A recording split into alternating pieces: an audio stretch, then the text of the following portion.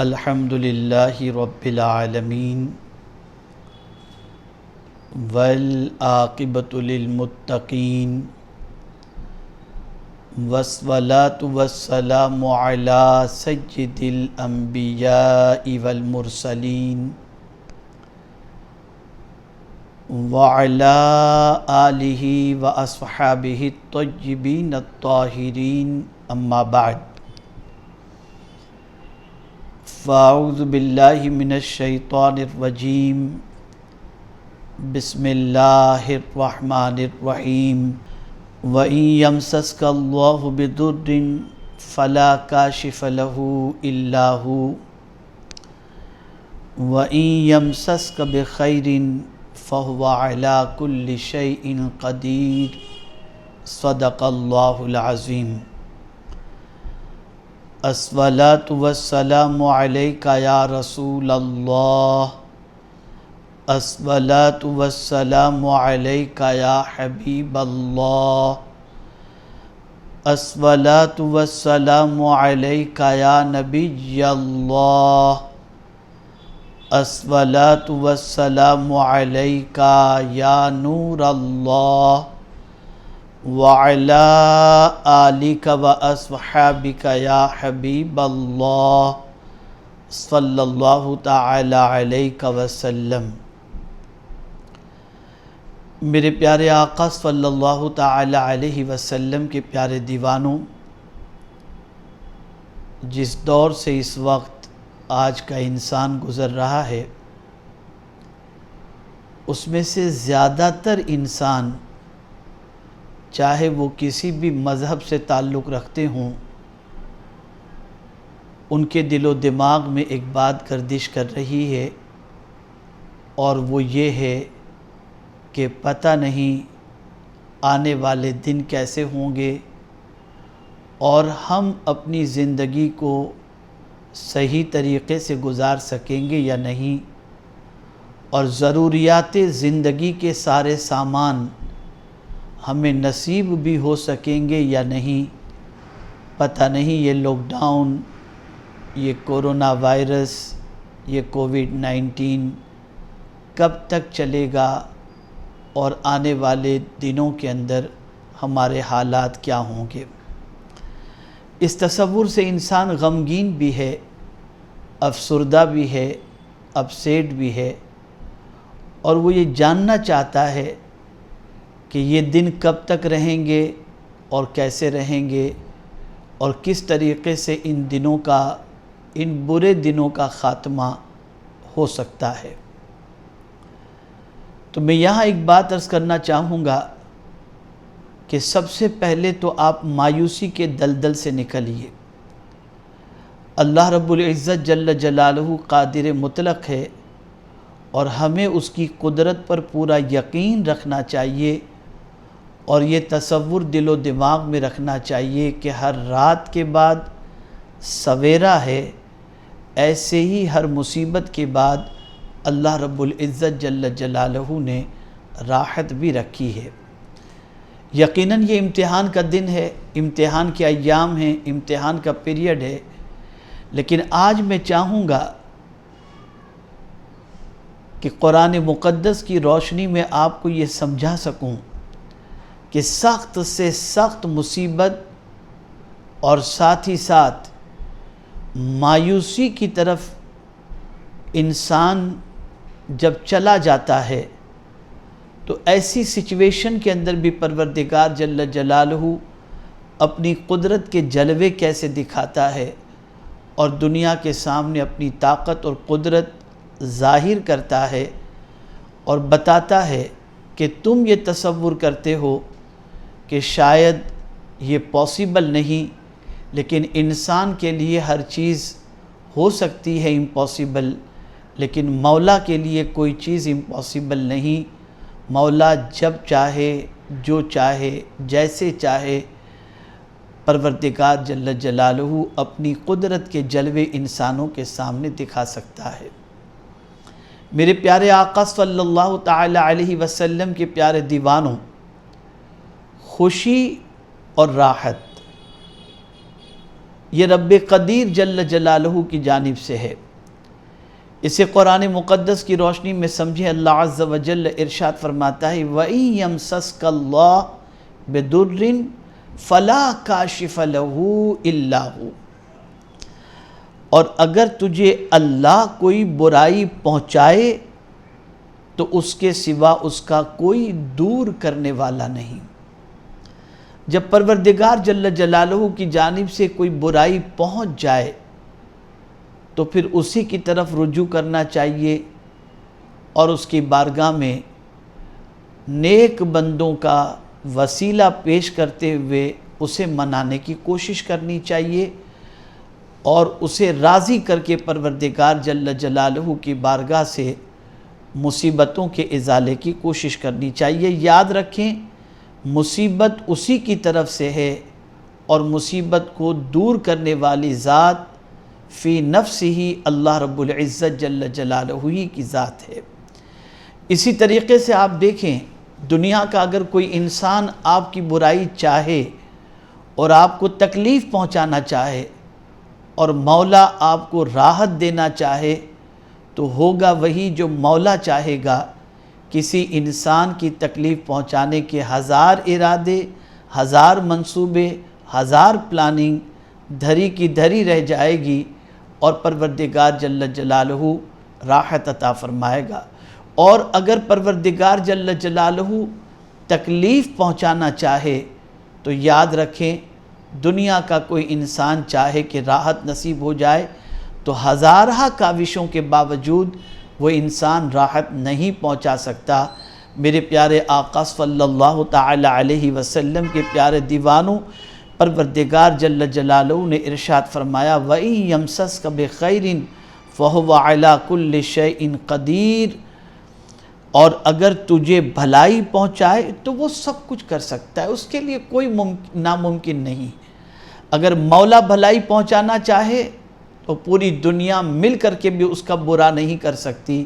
اور اگر مولا اسے امتحان میں گرفتار کرنا چاہے تو پوری دنیا مل کر کے اسے امتحان سے نہیں بچا سکتی۔ اب آئیے میں آپ کو تھوڑا سا سمجھاؤں اور رب کی قدرت کا ایک جلوہ آپ کے سامنے پیش کروں تاکہ مایوسی کے دلدل سے نکل کر اپنے رب کی قدرت، اس کی طاقت کے سامنے سرنڈر ہو جائیں اور اس کی قدرت سے کبھی بھی مایوس نہ ہوں۔ اللہ کے لیے کوئی چیز بھی امپاسبل نہیں، میرے مولا کے لیے ہر چیز ممکن ہے۔ میرے پیارے آقا صلی اللہ تعالی علیہ وسلم کے پیارے دیوانوں، وہ ہر شے پر قادر ہے، وہ جب چاہے جس طرح چاہے پروردگار جل جلالہ اپنی قدرت کے جلووں کا اظہار فرما سکتی ہے۔ اب آئیے میں آپ کو سب سے پہلے حضرت ابراہیم علی نبینا علیہ الصلاۃ والتسلیم کی زندگی کا ایک واقعہ قرآن مقدس کی روشنی میں سمجھانا چاہوں گا۔ آپ دیکھیں حضرت ابراہیم علی نبینا علیہ الصلاۃ والتسلیم رب قدیر جل جلالہ کی جانب انسانوں کو دعوت دینے کے لیے عزم مصمم فرماتے ہیں، اور آپ نے اپنے زمانے میں لوگوں کو اللہ کی طرف بلایا اور دعوت اللہ کے لیے آپ نے اپنی زندگی کے بیشتر لمحات گزارے۔ ظاہر سی بات ہے کہ حق کی طرف بلانا آسان بھی نہیں اور حق کی راہ پر چلنا بھی آسان نہیں۔ حضرت ابراہیم علی نبینا علیہ الصلاۃ والتسلیم نے جب دعوت حق پیش کی تو سخت امتحان سے گزرنا پڑا، یہاں تک کہ ایک سخت امتحان اس طریقے سے بھی آیا کہ میرے پیارے آقا صلی اللہ تعالی علیہ وسلم کے پیارے دیوانوں، حضرت ابراہیم خلیل اللہ علیہ الصلاۃ والتسلیم کو آگ میں ڈالے جانے کا منصوبہ تیار کیا گیا۔ اب آپ سوچیں کہ حضرت ابراہیم خلیل اللہ ہیں جن کی شان میں پروردگار نے خود فرمایا وَاتَّخَذَ اللَّهُ إِبْرَاهِيمَ خَلِيلًا، اور حج کے جتنے بھی ارکان آپ کو نظر آتے ہیں اس میں مرکزی کردار اگر آپ کو سب سے زیادہ کسی کا نظر آئے گا تو وہ حضرت ابراہیم علی نبینا علیہ الصلاۃ والتسلیم کا ہی۔ لیکن آپ دیکھیں اس خلیل کو، اس سچے پیغمبر کو نمرود نے آگ میں ڈالنے کا پلان تیار کیا، اور میرے پیارے آقا صلی اللہ تعالی علیہ وسلم کے پیارے دیوانوں، وہ آگ کس طریقے سے تیار کی گئی اور کیسی تھی، تو اس کے بارے میں میرے پیارے آقا صلی اللہ علیہ وسلم کے پیارے دیوانوں تفسیر کبیر کے اندر موجود ہے کہ جو 4 دیواری جس کے اندر آگ جلائی گئی تھی، اس کی مقدار سے متعلق حضرت عبداللہ ابن عباس رضی اللہ تعالیٰ عنہ نے بیان فرمایا کہ اس کی بلندی 45 فیٹ اور چوڑائی 30 فیٹ اور لمبائی 45 فیٹ۔ اس طریقے سے آپ دیکھیں یہ آگ جو ہے وہ تیار کی گئی اس 4 دیواری کے اندر۔ میرے پیارے آقا صلی اللہ تعالی علیہ وسلم کے پیارے دیوانوں، اب جب آگ جلا دی گئی، اس میں لکڑیاں ڈال کر جب آگ کے شعلے اٹھنے لگے، تو آپ کو معلوم ہے وہ شعلے آسمان کو چھوتے ہوئے نظر آ رہے تھے۔ اتنی خطرناک آگ تھی کہ اس کے اوپر سے پرندوں کے گزرنے کا بھی مشکل تھا، پرندوں کا گزر بھی مشکل تھا، اتنی سخت ترین آگ جلائی گئی۔ اس وقت نمرود اور دوسروں کے دلوں میں یہ خیال پیدا ہوا کہ اب حضرت ابراہیم کو آگ میں کیسے پھینکیں، آگ میں کیسے ڈالیں۔ تو آپ جانتے ہیں اس وقت شیطان نے مشورہ دیا کہ منجنیق تیار کی جائے اور اس کے اندر رکھ کے حضرت ابراہیم علیہ الصلاۃ والتسلیم کو آگ کی طرف روانہ کر دیا جائے۔ میرے پیارے آقا صلی اللہ تعالی علیہ وسلم کے پیارے دیوانوں، جن اور انس کے علاوہ سب کے سب حضرت ابراہیم علیہ الصلاۃ والتسلیم کو جب آگ کی طرف ڈالے جانے کا منصوبہ بنا، اور آگ کی طرف جب آپ کو ڈالنے کے لیے سارا معاملہ طے ہو گیا اور اس پلاننگ کو عملی جامہ پہنانے کا جب وقت آیا، تو سوائے جن و انس کے اللہ کی ساری مخلوق نے اللہ عز و جل کی بارگاہ کے اندر التجا کی، مولا ابراہیم کے علاوہ زمین پر کوئی تیری عبادت کرنے والا نہیں ہے، اگر ابراہیم کو بھی جلا دیا جائے گا تو پھر تیری عبادت کون کرے گا۔ اس طرح سے ہر مخلوق جو ہے اللہ عز و جل کی بارگاہ میں فریاد کرنے لگی۔ اسی میں پروردگار جل جلالہ کے معصوم فرشتے حضرت ابراہیم علیہ الصلاۃ والتسلیم کی بارگاہ میں حاضر ہوئے، اور آ کر کے حضرت ابراہیم علیہ الصلاۃ والتسلیم کی بارگاہ میں انہوں نے عرض کیا، اگر آپ فرمائیں تو اس کو ٹھنڈا کر دیا جائے، اس پر پانی ڈال دیا جائے، آپ کی امداد کے لیے ہم حاضر ہیں۔ تو حضرت ابراہیم علیہ الصلاۃ والتسلیم نے برجستہ ارشاد فرمایا، مجھے تمہاری کسی امداد کی ضرورت نہیں، میں اپنے کریم کے فیصلے پر راضی ہوں۔ اللہ اکبر۔ اور اس کے بعد حضرت جبریل امین علیہ الصلاۃ والتسلیم حاضر ہوئے، اور انہوں نے حضرت ابراہیم خلیل اللہ علیہ الصلاۃ والتسلیم سے عرض کیا کہ اگر کوئی حاجت ہو تو بیان کریں۔ تو حضرت ابراہیم علیہ الصلاۃ والتسلیم نے ارشاد فرمایا، تم سے کوئی حاجت نہیں۔ اور اس کے بعد انہوں نے کہا کہ اگر رب سے حاجت ہے تو رب ہی سے ذکر کر دیں۔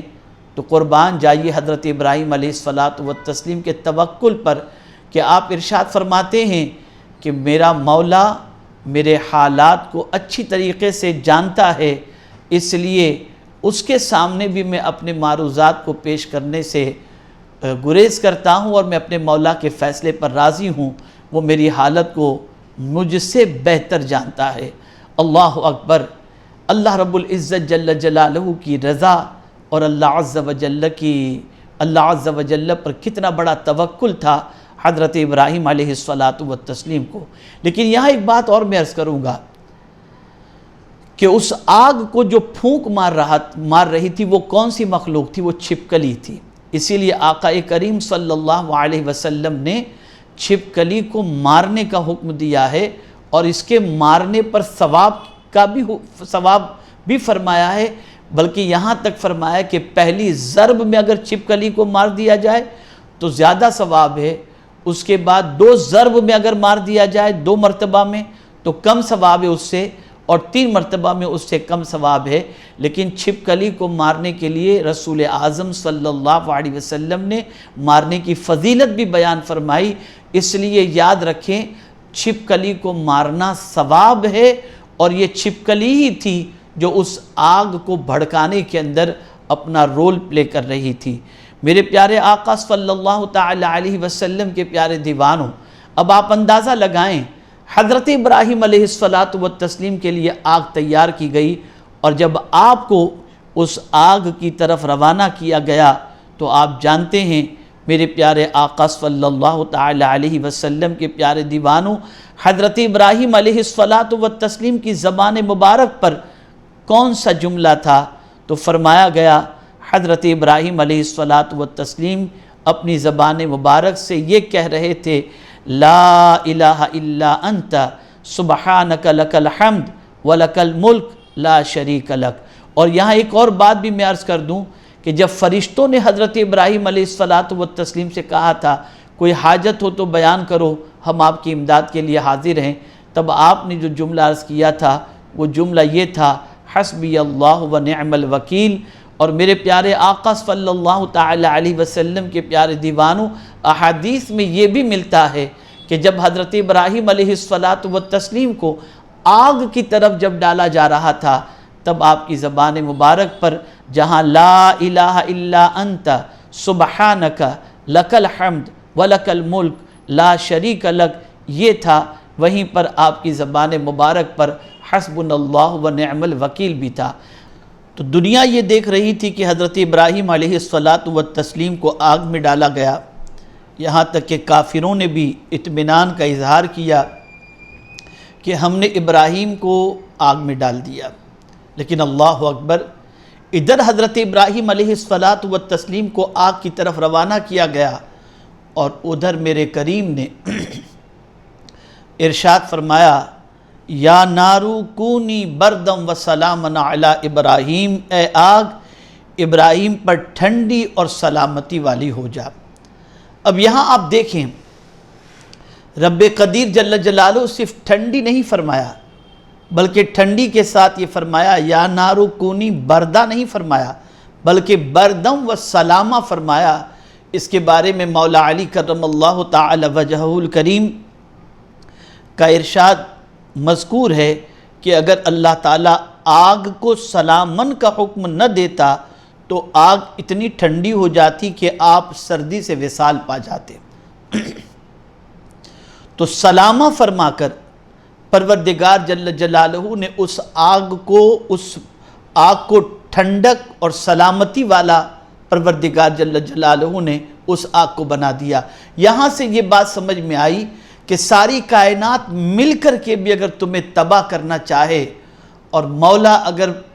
اپنی قدرت کاملہ سے تمہیں بچانا چاہے، تو ہوگا وہی جو رب چاہے گا، اس لیے کہ مولا ہر شے پر قادر ہے۔ ساری مخلوق اللہ عز و جل کے دست قدرت میں ہے، اور ساری مخلوق پر میرے رب کا حکم چلتا ہے۔ وہ قادر مطلق ہے، جب چاہے، جیسے چاہے، جسے چاہے وہ حکم فرما دے، اور اسی کے حکم کی پیروی ساری مخلوق کرتی ہوئی دکھائی دے گی۔ اس واقعے سے جو سبق ہمیں ملتا ہے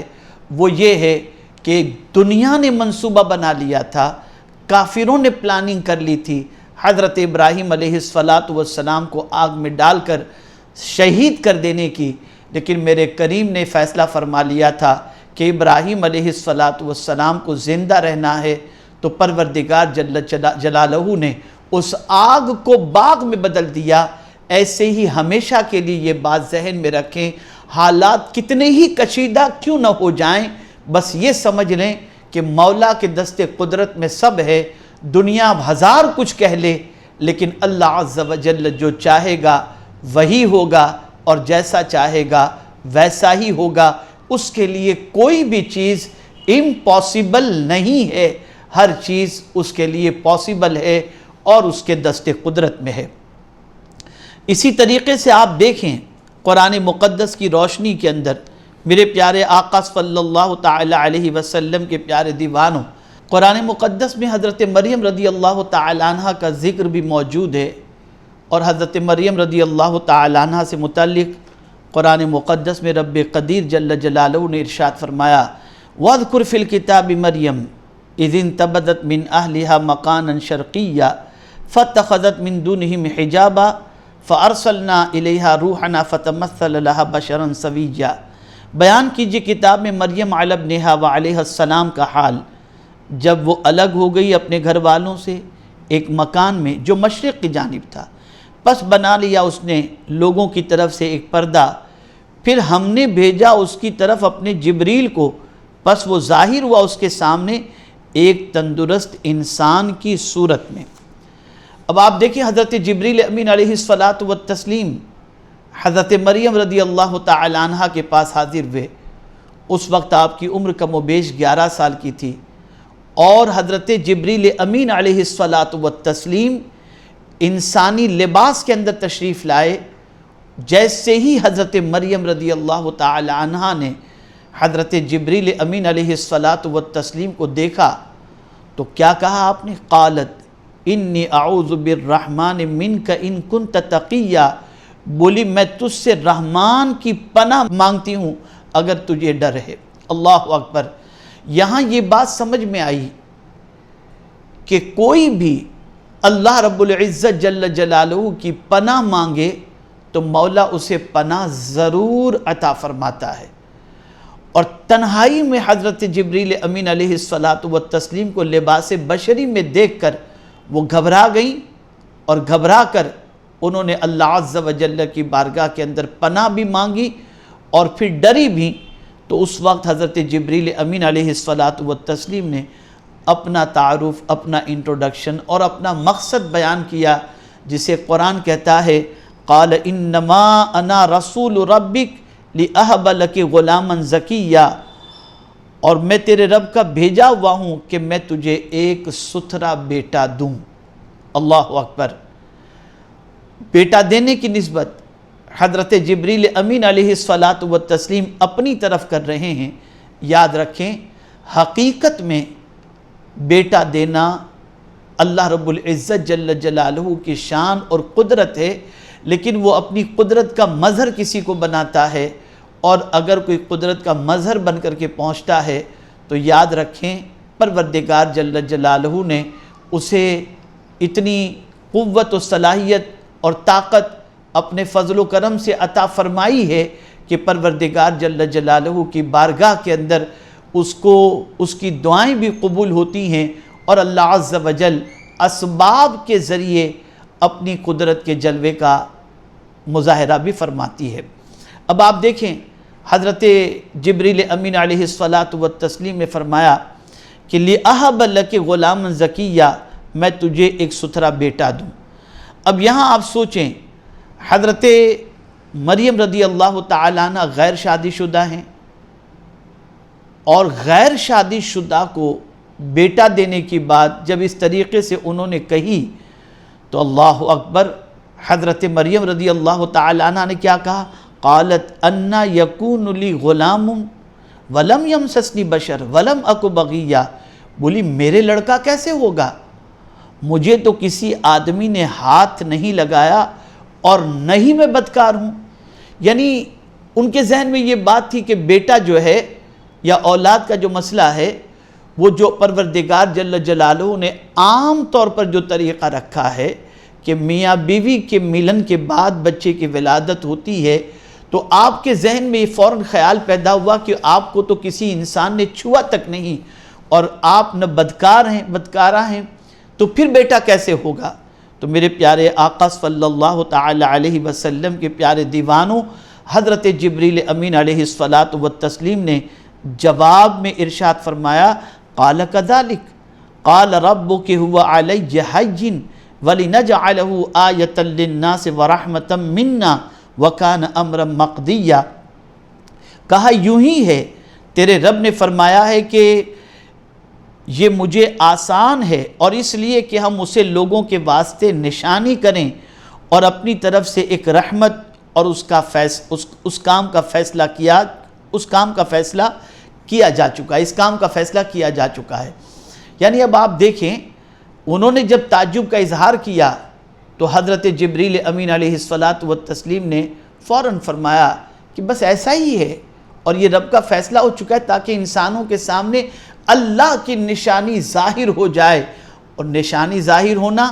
اور اس سے مراد یہ بھی ہے کہ پروردگار جل جلالہ کی قدرت کے جلوے انسانوں کے سامنے آ جائیں کہ وہ قادر مطلق ہے، چاہے تو بغیر باپ کے بھی بیٹا عطا فرما دے، اور چاہے تو بغیر ماں باپ کے بھی بیٹا عطا فرما دے۔ یہ سب کچھ اس کے دست قدرت میں ہے۔ میرے پیارے آقا صلی اللہ تعالی علیہ وسلم کے پیارے دیوانوں، آپ ذرا سوچیں، پروردگار جل جلالہ نے قرآن مقدس میں ارشاد فرمایا، قال كذلك اللہ یخلق ما یشاء اذا قضى امرا فانما یقول له کن فیکون۔ اللہ اکبر، فرمایا بات یوں ہی ہے جیسے تم کہتی ہو، لیکن اللہ تعالیٰ پیدا فرماتا ہے جو چاہتا ہے، جب فیصلہ فرماتا ہے کسی کام کے کرنے کا تو بس اتنا ہی کہتا ہے اسے کہ ہو جا تو فوراً ہو جاتا ہے۔ اللہ اکبر، میرے پیارے آقا صلی اللہ تعالی علیہ وسلم کے پیارے دیوانوں، اب حضرت جبریل امین علیہ الصلاۃ والتسلیم نے رب کی قدرت کے بارے میں فرمایا کہ مولا جو چاہے وہ ہو جاتا ہے، اور اس کے بعد حضرت جبریل امین علیہ الصلاۃ والتسلیم نے بعض روایتوں میں ہے کہ آپ کی آستین میں پھونک ماری، بعض روایتوں میں ہے کہ آپ کے گریبان میں پھونک ماری، یا بعض روایتوں میں ہے کہ آپ کے منہ کے اندر پھونک ماری، اور پھونک مارتے ہی آپ حاملہ ہو گئی۔ قرآن کہتا ہے فَحَمَلَتْ فَانْتَبَذَتْ بِهِ مَكَانًا قَصِيًّا، پس وہ حاملہ ہو گئیں اس بچے سے، پھر وہ چلی گئیں اسے شکم میں لیے کسی دوسری جگہ۔ اب یہاں آپ دیکھیں، رب قدیر جل جلالہ نے کسی اور فرشتے کو نہیں بھیجا، حضرت جبریل امین کو کیوں بھیجا؟ تو حضرت جبریل امین علیہ الصلاۃ والتسلیم کا لقب روح الامین ہے، اور آپ کو روح الامین اس لیے کہا جاتا ہے کہ سارے انبیاء کرام علیہم الصلاۃ والسلام کے پاس آپ اللہ کا پیغام لے کر کے آئے، اور اس پیغام کے ذریعے دین زندہ ہوا، اس لیے آپ کو روح الامین کہتے ہیں کہ آپ کے ذریعے دین زندہ ہوا، اور جو پیغام اللہ نے عطا فرمایا اس کو کچھ بھی کم و بیش کیے بغیر اللہ کی امانت کو لا کر انبیاء کرام تک انہوں نے پہنچایا، اس لیے آپ کو امین کہا جاتا ہے۔ اور اسی طریقے سے حضرت مریم کے لیے بھی حضرت جبریل امین کو بھیجنے کی وجہ یہ تھی کہ حضرت جبریل امین کے پھونک کی وجہ سے اللہ رب العزت جل جلالہ نے ان کو حاملہ کر دیا، اور ان کے بطن سے جو بچہ پیدا ہوا اسے حضرت عیسیٰ روح اللہ کہا جاتا ہے، اللہ کی روح کے طور پر ان کو یاد کیا جاتا ہے۔ میرے پیارے آقا صلی اللہ تعالی علیہ وسلم کے پیارے دیوانوں، یہ تفصیلی گفتگو ہے، اور اس پر مزید تفصیلی گفتگو درکار نہیں ہے، بتانا یہ مقصود ہے کہ میرے رب کی قدرت ہے، وہ چاہے تو بن باپ کے بھی بیٹا عطا فرما دے، اور وہ چاہے تو بغیر ماں باپ کے بھی بیٹا عطا فرما دے، یہ اس کی قدرت ہے اور اس کی طاقت ہے۔ تو میرے پیارے آقا صلی اللہ تعالی علیہ وسلم کے پیارے دیوانوں، مجھے آج آپ کو ان دو واقعات کے ذریعے یہ بتانا ہے، واقعات اور بھی بہت سارے ہیں لیکن اس کی تفصیل میں جانے کی بجائے مختصراً مجھے یہ آپ کو بتانا ہے کہ میرا کریم بڑی قدرت والا ہے۔ خدا کے لیے اللہ کی کتاب پر بھروسہ کرتے ہوئے حالات کو نہ دیکھو بلکہ قدرت کی طرف نظر رکھو، اور اپنے مولا کو قادر مطلق مان کر یہ یقین رکھو کہ حالات کتنے ہی سخت ترین کیوں نہ ہو، مولا اگر چاہے تو پلک کے جھپکتے مصیبتوں کو راحت میں تبدیل فرما دے اور راحت کو مصیبت میں تبدیل فرما دے۔ اس لیے آج جو مصیبتوں کے ماحول کے اندر انسان ڈر رہا ہے، گھبرا رہا ہے، اور بہت سارے لوگ مایوسی کے شکار ہو کر خودکشی کر لیتے ہیں یا ڈپریشن کے شکار ہو جاتے ہیں، نہیں، اپنے رب پر کامل بھروسہ رکھو۔ آپ دیکھیں حضرت ابراہیم کے لیے میرے کریم نے آگ کو باغ میں تبدیل فرما دیا، حضرت مریم کی گود کے اندر حضرت عیسیٰ روح اللہ کو پروردگار نے عطا فرمایا، اور پھر اسی کے ساتھ ساتھ آپ دیکھیں حضرت مریم رضی اللہ تعالی عنہ کے یہاں جب بچے کی ولادت ہوئی تو لوگوں نے شور مچانا شروع کیا، آئے اور آ کر کے حضرت مریم رضی اللہ تعالیٰ عنہ کو بہت کچھ انہوں نے کہنا شروع کیا، لیکن اللہ اکبر، پروردگار جل جلالہ کی جانب سے انہیں یہ حکم مل چکا تھا کہ تمہیں کچھ جواب نہیں دینا، تمہیں اس بچے کی طرف صرف اشارہ کر دینا ہے۔ اللہ اکبر، جب لوگوں نے کہا کہ مریم، نہ تمہارے آباء و اجداد ایسے تھے اور نہ تمہارے یہاں کوئی اس طریقے کا تھا، آخر یہ بچہ آیا کہاں سے؟ اس طریقے سے غلط غلط جملے جب انہوں نے استعمال کرنے شروع کیے تو رب کے فرمان کے مطابق اللہ اکبر، حضرت مریم رضی اللہ تعالی عنہ نے اس ننھے سے بچے کی طرف اشارہ کیا۔ قرآن کہتا ہے فَأَشَارَتْ إِلَيْهِ کہ مجھ سے نہ پوچھو کہ یہ بچہ کہاں سے آیا، اسی بچے کی طرف اشارہ کیا تو آپ جانتے ہیں انہوں نے کہا قالوا کیف نکلم من کان فی المہد صبیا، یہ کیسے گفتگو کر سکیں گے جو ابھی جو ہے گود کے ابھی جو ہے جھولے کے اندر ہیں، ننھے سے ہیں، چھوٹے سے ہیں، دودھ پیتے ہیں، یہ بھلا کیسے کلام کر سکیں گے؟ لیکن اللہ اکبر، میرے رب کی قدرت دیکھو، وہ ننھے سے حضرت عیسیٰ علیہ السلام نے جھولے کے اندر اس طریقے سے کلام فرمایا، قال انا عبد اللہ آتانی الکتاب وجعلنی نبیا، قال انی عبد اللہ، حضرت عیسیٰ علیہ السلام نے فرمایا میں اللہ کا بندہ ہوں، مجھے اللہ نے نبی بنایا ہے اور مجھے کتاب عطا فرمائی ہے۔ آپ اندازہ لگائیں، حضرت عیسیٰ علیہ السلام نے بچپنے کے اندر ننھی سی عمر میں بولنا شروع کر دیا، تو رب یہاں بھی اپنی قدرت کے جلوے دکھا رہا ہے کہ میں اگر چاہوں تو ننھے سے بچے کو قوت گویائی عطا کر دوں، یہ میری قدرت ہے، میری طاقت ہے۔ تو اے رسول اعظم صلی اللہ تعالی علیہ وسلم کے دیوانوں، یہاں سے یہ بات سمجھ میں آئی کہ اللہ کے لیے کوئی چیز امپاسبل نہیں، اور مسلمانوں کو ہمیشہ اپنے رب پر کامل بھروسہ رکھنا چاہیے اور اپنے رب کی قدرت کے سامنے سرنڈر ہونا چاہیے۔ وہ قادر مطلق ہے، ہر مصیبت کو، ہر پریشانی کو، ہر غم کو، ہر تکلیف کو، ہر آلام کو پلک کے جھپکتے دور فرما دے، اس کے لیے کوئی چیز امپاسبل نہیں۔ اس لیے ہمیں مایوسی میں نہیں رہنا ہے۔ آج جو حالات ہمیں نظر آ رہے ہیں، یاد رکھیں ان حالات کو چھانٹنا اور ان حالات کو ختم کرنا یہ رب کے لیے کوئی ناممکن نہیں۔ آپ سوچتے ہیں کب کووڈ-19 کی دوائیں آئے گی، کب میڈیسن آئے گی، کب یہ پریشانیاں دور ہوں گی؟ تو میں آپ کو اتنی سی بات عرض کر دوں کہ یاد رکھیں میرا مولا چاہے تو پلک کے جھپکتے بیماری کو ختم فرما دے، اور میرا مولا بہت چھوٹی سی چیز کے اندر بھی شفا عطا فرما دے۔ تو اے رسول اعظم صلی اللہ علیہ وسلم کے دیوانوں اور اے انسانوں، خاص طور پر ذہن میں رکھو، اپنے رب کی قدرت پر یقین رکھو اور مایوسی کے دلدل سے باہر نکل کر اللہ کی قدرت کاملہ پر بھروسہ رکھتے ہوئے اللہ عز و جل سے مدد طلب کرو اور اللہ عز و جل کی بارگاہ میں سرنڈر ہو جاؤ۔ اس کی بارگاہ سے مایوس ہونا یہ انسان کو زیب نہیں دیتا، یہ مسلمانوں کو زیب نہیں دیتا۔ آپ دیکھیں میرے پیارے آقا صلی اللہ تعالی علیہ وسلم کے پیارے دیوانوں، اس نے اپنی قدرت کا ایک چھوٹا سا جلوہ دکھایا کہ انسان نے کبھی سوچا بھی نہیں تھا کہ پوری دنیا اس طرح سے اسٹک ہو جائے گی، لیکن مولا نے چاہا کہ رک جائے دنیا تو رک گئی، مولا نے چاہا چلے یہ دنیا تو چل پڑے گی۔ تو میرے پیارے آقا صلی اللہ علیہ وسلم کے پیارے دیوانوں، اس کی قدرت پر بھروسہ رکھیں۔ اور میں نے قدرت کے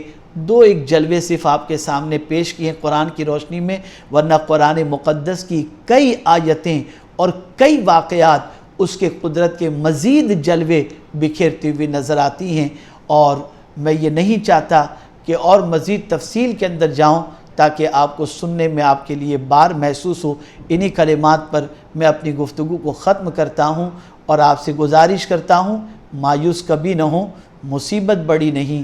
اللہ بڑا ہے، پریشانی بڑی نہیں، اللہ بڑا ہے، اور اس کے لیے کوئی چیز ناممکن نہیں، ہر چیز اس کے لیے ممکن ہے۔ اللہ تعالیٰ آقا کریم صلی اللہ علیہ وسلم کے صدقہ و طفیل ہم سب کو اپنے رب کی قدرت پر کامل یقین رکھنے کی توفیق نصیب فرمائے اور اپنے رب پر کامل بھروسہ رکھنے کی توفیق نصیب فرمائے، اور پروردگار اچھوں کے تصدق، مصیبتوں کو دور فرمائے، پریشانیوں کو دور فرمائے، تکالیف کو دور فرمائے، اور سب کو راحت کی زندگی نصیب فرمائے۔ وما علینا الا البلاغ المبین۔ السلام علیکم ورحمۃ اللہ وبرکاتہ۔